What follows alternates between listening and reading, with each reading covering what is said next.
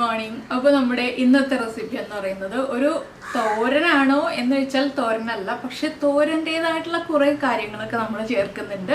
തോരൻ്റേതായിട്ടുള്ളൊരു taste ഉണ്ട്, പക്ഷേ തോരനിൽ നിന്ന് വ്യത്യസ്തമായ കുറച്ച് കാര്യങ്ങളുണ്ട്. അപ്പോൾ ഞാനിത് പേരിട്ടിരിക്കുന്നത് തോരൻ എന്ന് തന്നെയാണ് കേട്ടോ.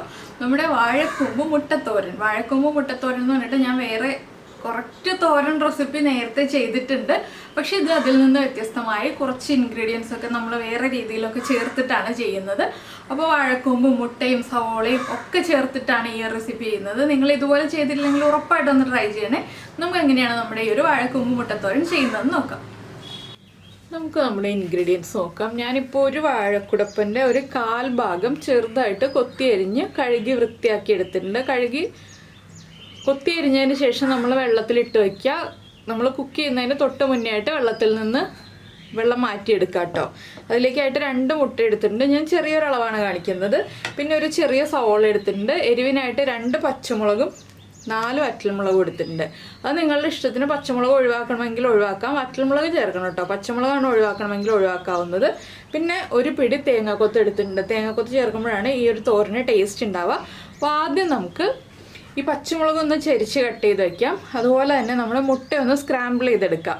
മുട്ട സ്ക്രാമ്പിൾ ചെയ്യുമ്പോൾ കുറച്ച് കുരുമുളക് പൊടിയും ഉപ്പും മഞ്ഞൾപ്പൊടിയും ചേർത്തിട്ട് വേണം സ്ക്രാമ്പിൾ ചെയ്തെടുക്കാനായിട്ട്. നമ്മൾ ഒറ്റ പാനിലാണ് ഈ ഒരു കുക്കിംഗ് എല്ലാം ചെയ്യുന്നത്. അതുകൊണ്ട് തന്നെ നമ്മൾ 2 പ്രാവശ്യമായിട്ട് 2 പാനിൽ ചെയ്യുന്ന കാര്യങ്ങളെല്ലാം ഒറ്റ പാനിൽ ചെയ്യുമ്പോൾ ആദ്യം മുട്ട സ്ക്രാമ്പിൾ ചെയ്ത് വയ്ക്കുകയാണ് ഏറ്റവും എളുപ്പം. പാൻ കഴുകണ്ട, 2 പാത്രങ്ങളൊന്നും കഴുകണ്ട നമുക്ക്. അപ്പോൾ മുട്ട സ്ക്രാമ്പിൾ ചെയ്തതിന് ശേഷം നമുക്ക് ബാക്കിയുള്ള കാര്യങ്ങൾ ചെയ്യാം. അപ്പോൾ നമ്മളൊരു പാൻ വെച്ചിട്ട് പാനിലേക്ക് വളരെ ചെറിയ അളവിൽ ഒരു ടീസ്പൂൺ വെളിച്ചെണ്ണ ഒഴിച്ചിട്ടുണ്ട്. വെളിച്ചെണ്ണ ഒന്ന് ചൂടായി തുടങ്ങുമ്പോൾ നമ്മൾ ഉപ്പ്, മഞ്ഞൾപ്പൊടി, കുരുമുളക് പൊടി ഇത്രയും ചേർത്ത് വെച്ചിരിക്കുന്ന മുട്ട ഇതൊന്ന് പാനിലേക്ക് ഒഴിച്ചു കൊടുക്കുക. കുറച്ച് വലിയ പീസുകളായിട്ട് സ്ക്രാമ്പിൾ ചെയ്തെടുക്കുക കേട്ടോ. തീരെ ചെറിയ പീസുകളാവണ്ട.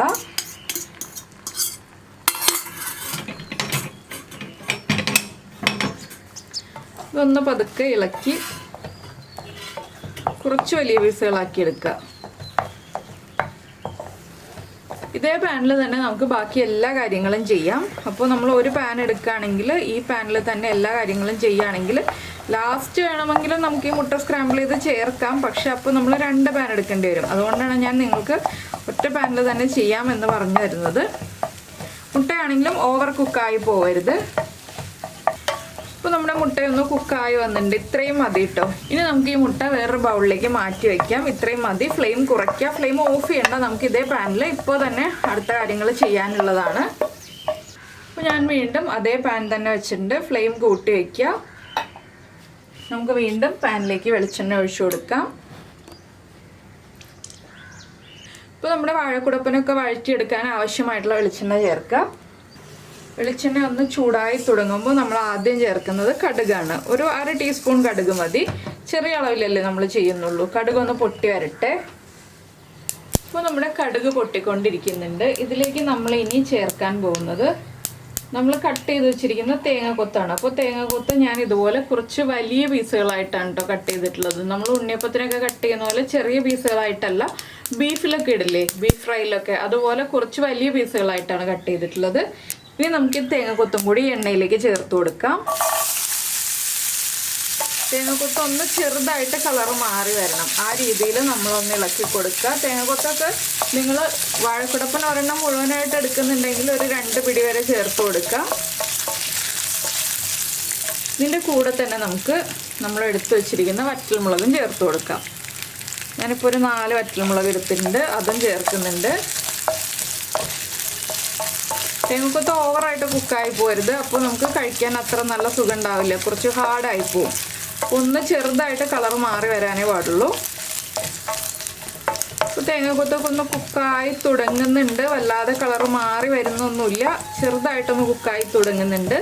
ഇതിലേക്ക് ഇനി നമ്മൾ കട്ട് ചെയ്ത് വെച്ചിരിക്കുന്ന സവോളയാണെങ്കിലും ഞാൻ കുറച്ച് വലിപ്പമുള്ള പീസുകളായിട്ടാണ് കട്ട് ചെയ്തിട്ടുള്ളത്.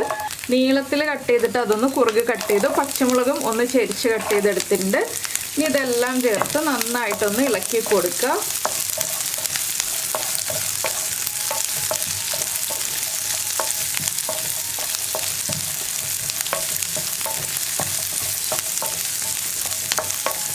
സവോള ഒന്ന് ട്രാൻസ്പെറൻ്റ് ആയി വരണം. ഇതിൽ കൂടുതൽ സമയം വഴറ്റുന്ന പരിപാടിയൊന്നുമില്ല കേട്ടോ. വളരെ എളുപ്പമാണ് ഈ ഒരു റെസിപ്പി ഉണ്ടാക്കാനായിട്ട്. അധിക സമയം വഴറ്റിയിട്ടുണ്ടെങ്കിൽ നമ്മുടെ സവോളയൊക്കെ ഇടയ്ക്കൊന്ന് കടിക്കാൻ കിട്ടില്ല. അപ്പോൾ നമുക്ക് സവോളയൊക്കെ കടിക്കാൻ കിട്ടുന്ന പരുവത്തിൽ നമ്മൾ ഇളക്കി കൊടുത്ത് ഒന്ന് റെഡിയാക്കി എടുക്കുക. കണ്ടിന്യൂസ് ആയിട്ട് ഇളക്കണ്ട, അതുപോലെ തന്നെ കുറേ സമയം വഴറ്റുകയും വേണ്ട. ഇനി നമുക്കിതിലേക്ക് കുറച്ച് ഉപ്പ് ചേർക്കാം. നമ്മൾ മുട്ടയിൽ ഉപ്പ് ചേർത്തതാണ്, അതുകൊണ്ട് തന്നെ വളരെ കുറച്ച് ഉപ്പ് ചേർക്കാം.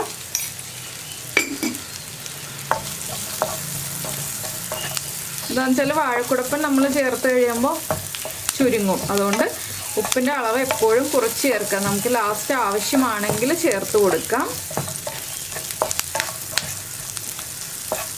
ഇനി നമ്മളിതിലേക്ക് ചേർക്കാൻ പോകുന്നത് മഞ്ഞൾപ്പൊടിയാണ്. നമ്മൾ മഞ്ഞൾപ്പൊടി ചേർത്തിട്ടേ ഇല്ല, മുട്ടയിൽ ചേർത്തിട്ടുണ്ട്. നമ്മുടെ ഈ ഒരു മസാലയ്ക്ക് ആവശ്യമായിട്ടുള്ള മഞ്ഞൾപ്പൊടി, ഒരു 1/2 ടീസ്പൂൺ മഞ്ഞൾപ്പൊടി ചേർക്കുക. ഇനി ഈ മഞ്ഞൾപ്പൊടിയുടെ റോ ടേസ്റ്റ് മാറി വരുന്നത് വരെ നന്നായിട്ടൊന്ന് ഇളക്കി കൊടുക്കുക. അപ്പോൾ നിങ്ങൾ ഇതുപോലെ വാഴക്കുടപ്പനും മുട്ടയും തേങ്ങക്കൊത്തും സവോളയൊക്കെ ചേർത്തിട്ട് ഈ ഒരു റെസിപ്പി ചെയ്യാറുണ്ടോ ഇല്ലയോ എന്നൊന്ന് കമൻറ്റ് ചെയ്യാം കേട്ടോ. നല്ല ടേസ്റ്റാണ് ഇടയ്ക്ക് ആ തേങ്ങക്കൊത്തും സവോളയൊക്കെ കടിക്കുമ്പോൾ. അപ്പോൾ ചെയ്ത് നോക്കിയിട്ടില്ലെങ്കിൽ ഉറപ്പായിട്ടും ചെയ്തോളൂ. ചോറിൻ്റെ കൂടെ നല്ല ടേസ്റ്റാണ് കേട്ടോ. ചോറിൻ്റെ കൂടെ എന്ന് മാത്രമല്ല, ഇടയ്ക്ക് വെറുതെ കഴിക്കാനും ഒരു പ്രത്യേക ടേസ്റ്റാണ്. അപ്പോൾ നിങ്ങൾ ട്രൈ ചെയ്തിട്ടില്ലെങ്കിൽ ഉറപ്പായിട്ടും ട്രൈ ചെയ്യൂ. ട്രൈ ചെയ്തിട്ട് നിങ്ങളുടെ അഭിപ്രായങ്ങളൊക്കെ ഒന്ന് അറിയിക്കുക കേട്ടോ. ട്രൈ ചെയ്തിട്ടെന്ന് മാത്രമല്ല, നിങ്ങളിപ്പോൾ കണ്ടുകൊണ്ടിരിക്കുമ്പോൾ നിങ്ങൾക്കൊരു ഐഡിയ കിട്ടുന്നുണ്ടാവും ഈ റെസിപ്പി എങ്ങനെ ഉണ്ടാവും എന്നുള്ളത്. അപ്പോൾ ഈ റെസിപ്പി ഇഷ്ടമാവുകയാണെങ്കിൽ ഒന്ന് ലൈക്ക് ചെയ്യാനും അതുപോലെ നിങ്ങളുടെ അഭിപ്രായം കമൻറ്റ് ചെയ്യാനും മറന്നു പോരുതേ. പിന്നെ നമ്മുടെ ചാനൽ ആദ്യമായിട്ട് കാണുകയാണെങ്കിൽ എപ്പോഴും പറയുന്ന പോലെ തന്നെ നമ്മുടെ ചാനൽ സബ്സ്ക്രൈബ് ചെയ്ത് സപ്പോർട്ട് ചെയ്യണേ. സബ്സ്ക്രൈബ് ചെയ്യുന്നതിന് ഈ വീഡിയോയുടെ താഴെയുള്ള റെഡ് സബ്സ്ക്രൈബ് ബട്ടൺ ഒന്ന് ക്ലിക്ക് ചെയ്യുക. അതിൻ്റെ റൈറ്റ് സൈഡിലുള്ള ബെല്ലൈക്കണും ക്ലിക്ക് ചെയ്യുക. അപ്പോൾ ഓൾ എന്ന് പറഞ്ഞിട്ടൊരു ഓപ്ഷൻ കാണാം. ആ ഓളും കൂടി പ്രസ് ചെയ്തിട്ടുണ്ടെങ്കിൽ ഞാൻ എപ്പോഴും വീഡിയോ അപ്ലോഡ് ചെയ്യുമ്പോൾ നിങ്ങൾക്ക് നോട്ടിഫിക്കേഷൻ വരും. അപ്പോൾ ഇതുണ്ടോ, നമ്മുടെ മഞ്ഞൾപ്പൊടിയൊക്കെ നന്നായിട്ട് കുക്കായി വന്നു. ഇതിലേക്ക് വേറെ മസാലകളൊന്നും ചേർക്കേണ്ട ആവശ്യമില്ല കേട്ടോ. ഇനി നമുക്ക് നമ്മൾ എടുത്ത് വെച്ചിരിക്കുന്ന വാഴക്കുടപ്പൻ ചേർക്കാം. വാഴക്കുടപ്പൻ ചേർത്തിട്ട് നന്നായിട്ട് ഇളക്കുക. വാഴക്കുടപ്പൻ്റെ അളവ് കൂട്ടണമെങ്കിൽ കൂട്ടാം കേട്ടോ. ഇതിപ്പോൾ ഏകദേശം 1 കപ്പാണ് ഞാൻ എടുത്തിട്ടുള്ളത്. നിങ്ങൾക്ക് 1.5 കപ്പ് വരെ ആണെങ്കിലും ബാക്കിയുള്ള ഇൻഗ്രീഡിയൻസിൻ്റെ അളവൊക്കെ ഇത് തന്നെ മതി.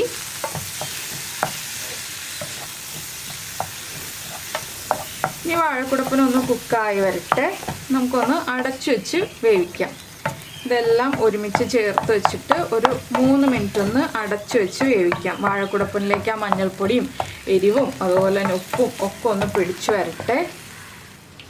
നമ്മളിത് അടച്ചു വെച്ചിട്ട് ഒരു 3 മിനിറ്റ് ആയിട്ടുണ്ട്. നമുക്കൊന്ന് തുറന്ന് ഇളക്കി കൊടുക്കാം.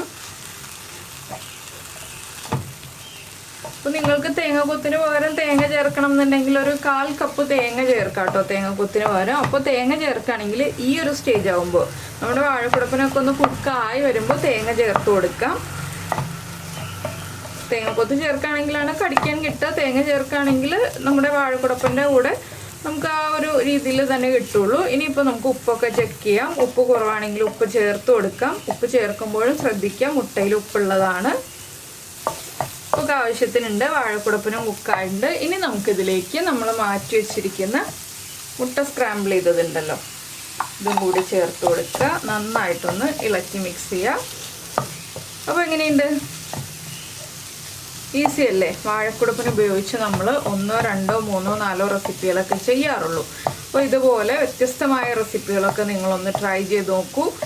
നല്ല ടേസ്റ്റാണ്, കഴിക്കാൻ നല്ല ടേസ്റ്റ് ആണെന്ന് പറഞ്ഞിട്ടുണ്ടെങ്കിൽ നല്ല അടിപൊളി ടേസ്റ്റാണ്. ഇടയ്ക്ക് ആ തേങ്ങക്കൊത്തൊക്കെ കടിക്കുമ്പോൾ പ്രത്യേകിച്ചൊരു ടേസ്റ്റൊക്കെ കിട്ടും. മുട്ടയും തേങ്ങക്കൊത്തും എല്ലാം ചേർത്ത് കഴിക്കുമ്പോൾ ഒരു ടേസ്റ്റാണ്. അപ്പോൾ എന്തായാലും എല്ലാവരും ട്രൈ ചെയ്ത് നോക്കുക.